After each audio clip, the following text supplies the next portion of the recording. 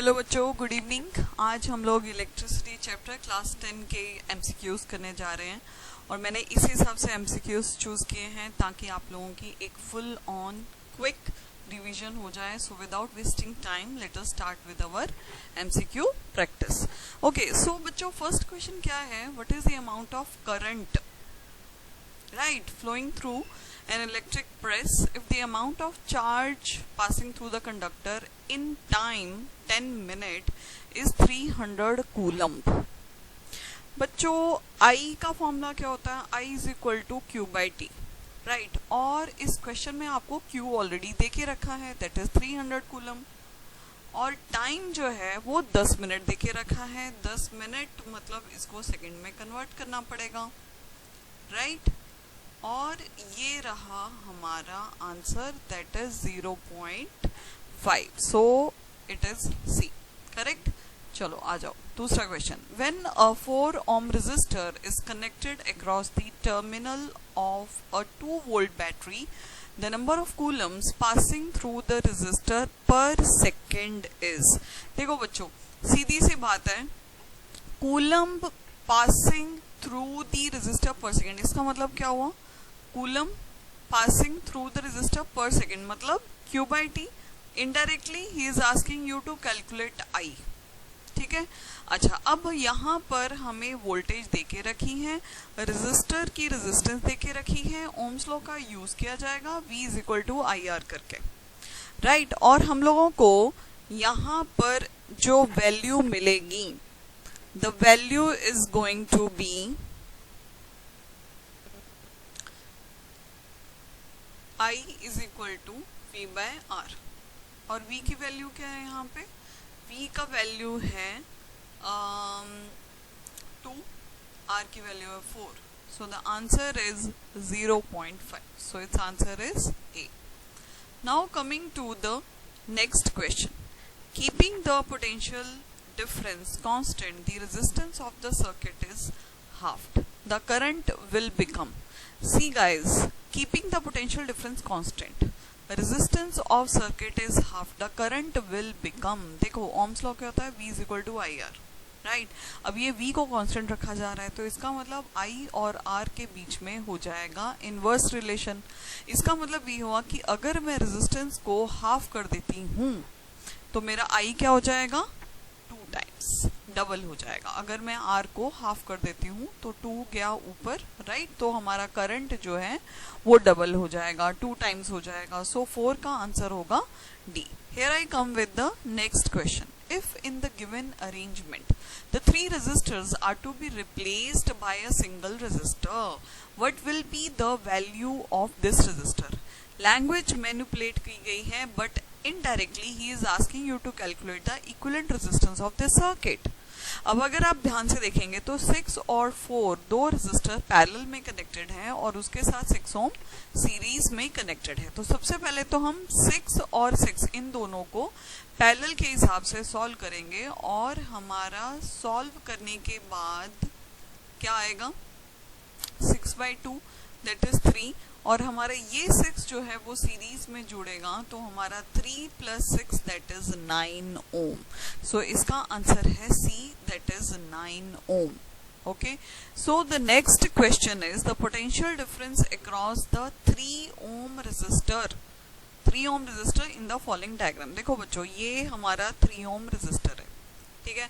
और अगर मुझे यहाँ पे पोटेंशियल डिफरेंस अक्रॉस 3 ओम निकालना है, अगर आप ध्यान से देखोगे ना तो ये सर्किट में करंट जो है वो सब में सेम अमाउंट में फ्लो होगा, राइट।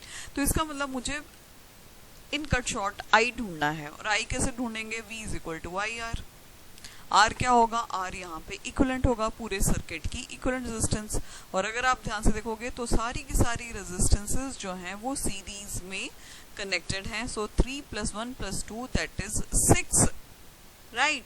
तो ये हमारा R इक्विवेलेंट 6 आया, I is equal to V by R आया, V की वैल्यू 2I, R की value 6I, so it is 1/3 ampere current which is flowing through the circuit. लेकिन हमें यहाँ पर वोल्टेज ढूंढना है, अराउंड 3 ओम। तो अगेन बच्चों यहाँ पर ढूंढा जाएगा V is equal to I into R, और I की वैल्यू हम यहाँ पे 1/3 पुट करेंगे, और R की वैल्यू इस सर्किट में ये जो 3 ओम है उसके इंडिविजुअल रेजिस्टेंस दैट इज 3, और 3 के साथ 3 कटा, and the answer is 1 volt. So इसका आंसर होगा D। Okay, now coming to the next question. Next question है V1, V2, V3 are the potential difference across 1 ohm, 2 ohm, 3 ohm resistor in the following diagram, and the current is 5 ampere. Okay, so 5 ampere current is flowing through the series circuit, 1 ohm, 2 ohm and 3 ohm. Which of the following show the correct value of V1, V2, V3? देखो बच्चों, circuit में जब resistances series में जुड़ी होती हैं तो I सब में होता है सेम, लेकिन वोल्टेज विल डिफर। कैसे डिफर करेगी? According to the resistance, right.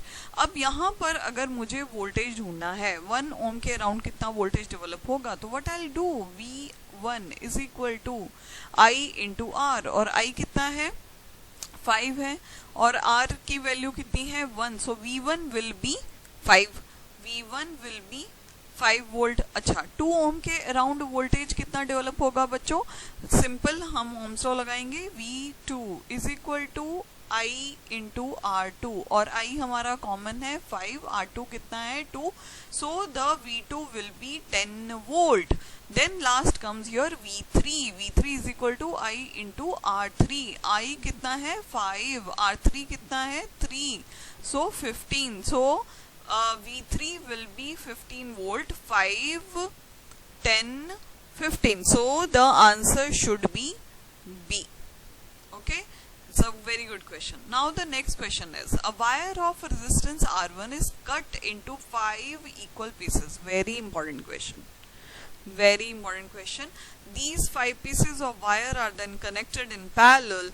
If the resultant resistance of the combination be R2, then the ratio R1 by R2 will be, then the ratio will be, see guys, R1 जो हमारी एक resistance थी, ठीक है, उसको 5 equal pieces में काट दिया गया, जिसकी वजह से हर इंडिविजुअल पीस की जो रेजिस्टेंस है वो हो जाएगी R1 by 5। अब इन पीसेस को उन्होंने इंडिविजुअली पैरेलल में कनेक्ट कर दिया, राइट, और इन सब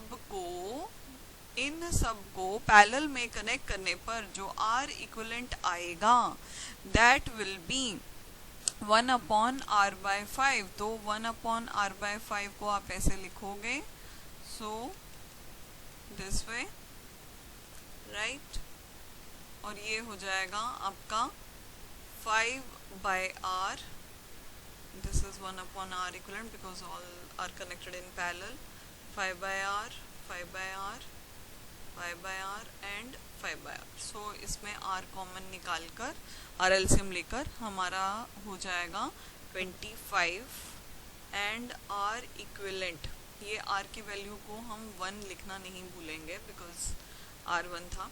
अच्छा, R इक्विवेलेंट विल बी, ये 1/R इक्विवेलेंट था, तो R इक्विवेलेंट हमारा बच्चों होगा R1 by 25।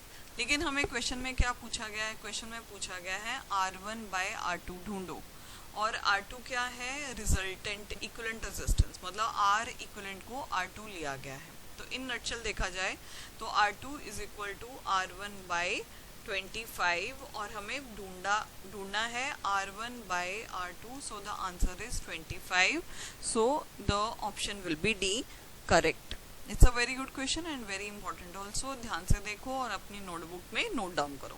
Here I am coming to the 9th question। Two appliances of rating 200 watt and 250 volt, 100 watt and 250 volt are joined in series to a 250 volt supply. Total power consumption in the circuit is, see guys, ये question में total voltage की बात की गई है कि 250 volt पे आपने इसको कनेक्ट कर दिया, अब पावर कंजम्पशन कितना है।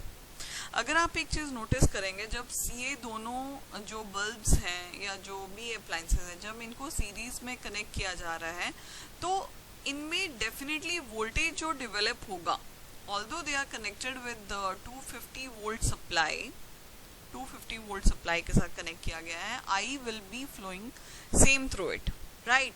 तो हमें जो पावर कंजम्पशन निकालनी पड़ेगी ना बच्चों, तो पावर कंजम्पशन का फॉर्मूला लगेगा I² R, राइट। हमें R का सहारा लेना पड़ेगा।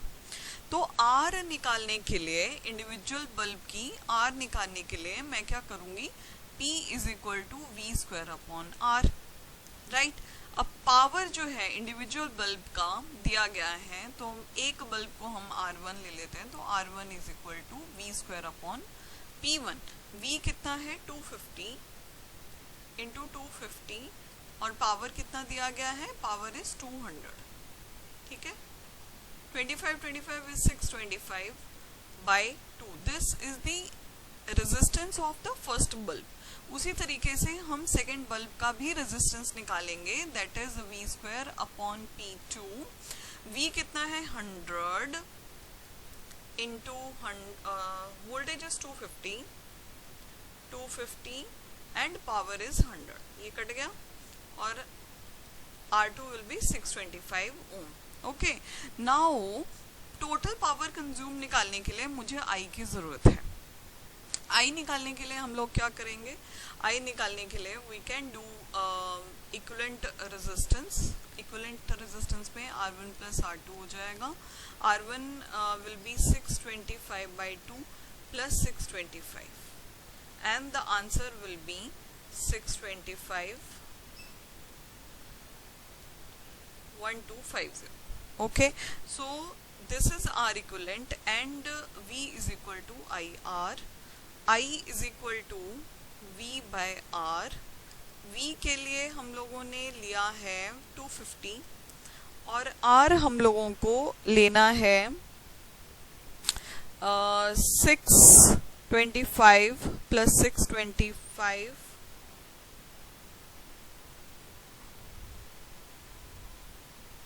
+ 625, that is 937.5।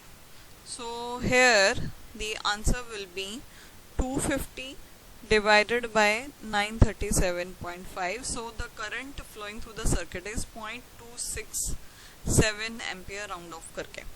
ये हमारा सर्किट में I कितना फ्लो हो रहा है, ये उसकी बात है। अब इस I की वैल्यू बच्चों हम यहाँ पे पुट करेंगे इस पर्टिकुलर फॉर्मूला में।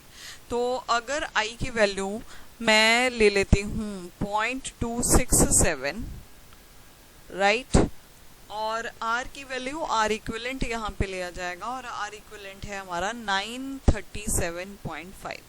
सो the answer should be 66.7 what. और अगर देखा जाए तो हमारा बी ऑप्शन जो है वो नियरेस्ट निकल कर आती है, वो नियरेस्ट निकल के आती है। So this question was also very important. Approach should be like this. Now the next question is, when a current I flowing through a resistance R for time t, the electrical energy spent is देखो बच्चों ये joules law of heating है, joules law of heating है। सो joules law of heating का formula होता है I² RT। सो इसका option होगा D, correct। Now the next question is, two electric bulbs have resistances in the ratio of 1:2। If they are joined in series, energy consumed in the ratio will be। देखो बच्चों, हमारा जो energy consumed का formula होता है वो होता है H = I² RT, राइट। और ये सीरीज में कनेक्टेड है, तो मतलब कि I सेम रहेगा, सेम टाइम के लिए फ्लो होगा। तो अगर मैं यहाँ पे H1 ले लेती हूँ, R1 ले लेती हूँ, और H2 = I² R2 × T ले लेती हूँ, और दोनों को डिवाइड कर देती हूँ। I सेम है क्योंकि सीरीज में सर्किट सेम टाइम के लिए फ्लो हो रहा है, और R1/R2 कितना है 1/2। तो energy consumed will be the same ratio, that is 1:2। So the answer will B B। Okay, easy question, right? Okay, now the next question is, at a given time a house is supplied with 100 ampere at 220 volt. How many 75 watt 220 volt light bulb could be switched on in the house at the same time? At the same time। बच्चों ये question में हम लोगों को इन्होंने data क्या देके रखा है कि you are given this information कि एक 100 एम्पियर करंट जो है वो कंटिन्यूसली फ्लो करवा रहा है। अब यहाँ पर हमें नंबर जो है वो ढूंढना पड़ेगा, और नंबर ढूंढने के लिए we have to see how many 75 watt current should be flowing. Now what we have to do, that is P is equal to VI, right? और हमारा I कितना है, that is 100, और वोल्टेज कितना दिया गया है 220, right? So the power going in the house is 22,000 watt. So this is the maximum power that can be drawn in the house. अब total इसको हम कैसे लिख सकते हैं? Total power drawn by X bulbs, right, is equal to 75 into जो भी उसका वॉट है, ठीक है। तो यहाँ पे टोटल पावर ड्रॉन हमारा आ जाएगा 75 इंटू जितने बल्ब्स हैं is equal to 22,000. So the X is going to be 22,000 by 75, and as per my calculation this should be 293. So the option C will be correct. Option C will be correct. Okay. Now coming to the next question. If the current flowing through a fixed resistor is halved, the heat produced in it will become. It's a very good question, and again हमारा जो concept इसमें लगेगा that is H is equal to I square R into T, ठीक है। अब इन्होंने resistance जो है उसको कर दिया है आधा, जो न्यू रेजिस्टेंस है उसको इन्होंने कर दिया है आधा। तो अब आप बताएंगे कि यहाँ पर H के ऊपर क्या चेंज आएगा, H के ऊपर क्या चेंज आना चाहिए। Heat produce in it will become. देखो बच्चों, मैं एक बात बताती हूँ कि जब आपके करंट फ्लोइंग थ्रू एक पर्टिकुलर सर्किट है और उसमें हमने रेजिस्टेंस को आधा किया है, देखा जाए तो हम यहाँ पे बोल सकते हैं कि इसमें आंसर भी सेम रहेगा, मतलब हाफ ही रह जाएगा, but the real answer is 1/4. How it came? Because जब आप इसमें ये R/2 करेंगे, हमारा जो हीट का रिलेशन रहेगा वो भी उसी हिसाब से चेंज होगा। कैसे? देखो, हमने H is equal to I square RT लिया, ठीक है। So heat produces directly proportional to R I square, right. अब जब मैंने इस R को आधा किया है तो मेरे I पे भी चेंज आएगा, और I में क्या चेंज आएगा, हम ओम्स लॉ के हिसाब से V is equal to IR लिखते हैं, राइट। और अगर R को आधा किया जाता है, क्योंकि I और R के बीच में इनवर्स रिलेशन होता है, और अगर R को आधा किया जाएगा तो I हमारा डबल होगा। तो उसी तरीके से I की जो वैल्यू होगी,